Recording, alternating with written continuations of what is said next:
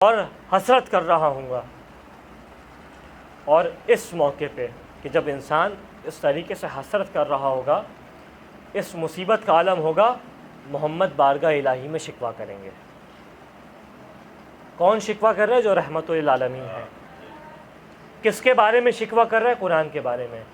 اور کس انداز سے قرآن کہتا ہے؟ وقال الرسول۔ اس موقع پہ رسول کہیں گے۔ کیا رسول کہیں گے اس موقع پہ؟ کہ یا ربی ان قوم اتخذوا ھذا القرآن مہجورا، اے پالنے والے، میری اس قوم نے، میری اس امت نے قرآن کو مہجور چھوڑ دیا، قرآن کو ایک طرف کر دیا، قرآن کو چھوڑ دیا، اپنی زندگی میں قرآن کو دور کر دیا۔ جہاں اہل بیت اور قرآن کا تعلق بیان کیا جا رہا ہے اور یہ آپ سن رہے ہیں، تو یہ کیسے ہو سکتا ہے کہ معشوق کا ایک مزاج ہو، میرا ایک مزاج ہو؟ یہ کیسے ہو سکتا ہے؟ جس کی میں اتباع کا دم بھروں اس کا ایک مزاج ہو، اور جو میں دم بھرنے والا ہوں اتباع کا، میرا ایک مزاج ہو۔ 2 پیج پڑھے قرآن کے، 2 صفحے پڑھے، 4 صفحے پڑھے، پڑھنے کے بعد اکتاہٹ ہو جائے، ایسا ہو جائے کہ زمین میں زلزلہ آ گیا، سر گھومنے لگے۔ یہ کیسے ہو سکتا ہے کہ علی کہہ رہے ہیں کہ اللہ اللہ بالقرآن، دیکھو قرآن کا خیال رکھنا، قرآن نہ چھوٹنے پائے تم سے، لا یسبقکم بہ غیرکم، ایسا نہ ہو تمہارے غیر قرآن پہ عمل کرنے پہ، قرآن کو سے انسیت پیدا کرنے میں تم سے آگے نکل جائیں۔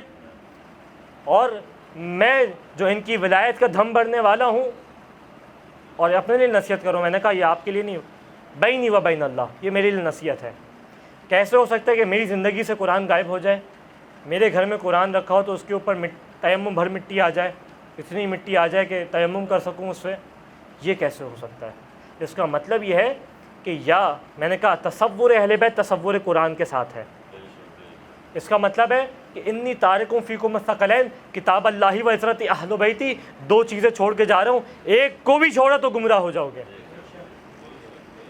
تو اگر زندگی میں ایک بھی کم ہے تو اس کا مطلب محمد کم از کم ابھی میرے لیے بشیر نہیں ہے، کم از کم میرے لیے بشیر نہیں ہے۔ اور کوشش کریں قرآن کو اپنی زندگی میں انسیت پیدا کریں۔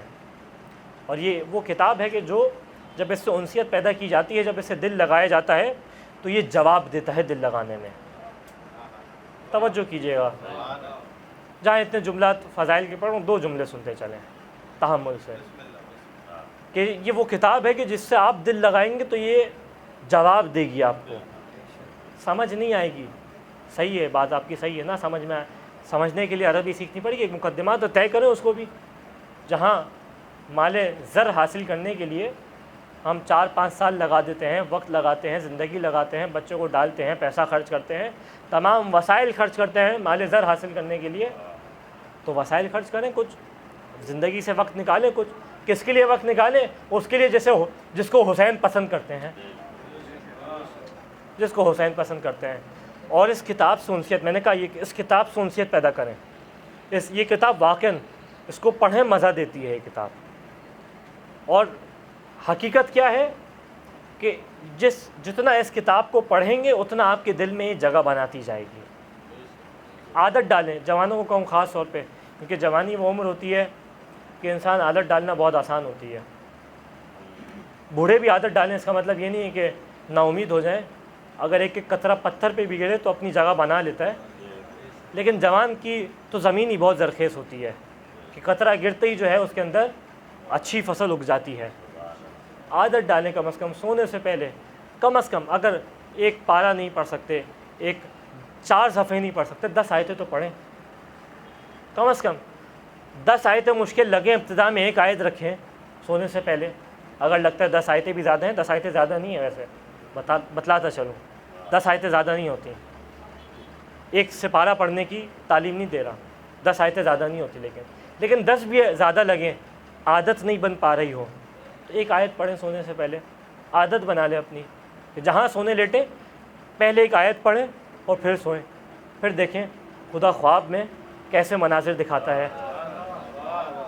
تو ایک الگ عنوان ہے یہ، میں نے کہا الگ عنوان ہے یہ، کہ انسان جو ہے وہ سونے سے پہلے اگر طہارت کی حالت میں سوئے، باوضو سوئے، تو اس کی روح کن عالموں میں پروان چل رہی ہوتی ہے اور کس طریقے سے بارگاہ الہی میں متصل ہوتی ہے، یہ الگ عنوان ہے۔ لیکن کم از کم قرآن کی عادت ڈالنے کے لیے ایک آیت پڑھ کے سوئیں، کوشش کریں۔ گھر میں فارغ بیٹھے ہیں، راستے میں جا رہے ہیں، قرآن کی تلاوت لگا کے سنیں۔ وقت تو آپ کا لگ ہی رہا ہے نا سفر میں، تو سفر میں جب وقت لگ رہا ہے قرآن کی آیت سنیں، ساتھ ساتھ پڑھتے بھی جائیں جتنا ہو سکے۔ یعنی اس سے ایک اپنی زندگی میں اس کو ایک حصہ قرار دیں۔ ایک شے آپ کا ایک دوست ہے، جس طریقے سے انسان کا ایک محبوب ہوتا ہے، ایک چاہنے والا ہوتا ہے، ایک دوست ہوتا ہے، انسان اس کے لیے وقت نکالتا ہے کم۔ اور دیکھیں 10 آیتیں پڑھنے میں 5 منٹ لگتے ہیں، 5 منٹ زیادہ نہیں ہے آج کے دور میں۔ ایسا نہیں ہے 5 منٹ کا مطلب گھنٹہ ہے، 5 منٹ زیادہ نہیں ہوتے۔ جہاں انسان سوشل میڈیا پہ اتنا وقت لگا رہا ہے، اخبار کو پڑھنے میں اتنا وقت لگا رہا ہے، فلانی سیٹ پہ کون جیت گیا، فلانی سیٹ پہ کون ہار گیا، جہاں جو ہے وہ فیس بک پہ دیکھنا ہے کہ اچھا اب کیا اپڈیٹ آئی ہے، کس نے کیا ڈالا ہے، کس نے کیا نہیں ڈالا۔ جب یہ تمام امور کرنے ہیں تو اگر 5 منٹ قرآن کے لیے نکل جائیں تو بڑا مشکل کام نہیں ہے۔ اہمیت کیا ہے کہ زندگی میں اس کی اہمیت کو زندہ کرنا ہے۔ کیوں؟ کیونکہ یہ نور اہل بیت کے نور کے ساتھ ملا ہوا ہے۔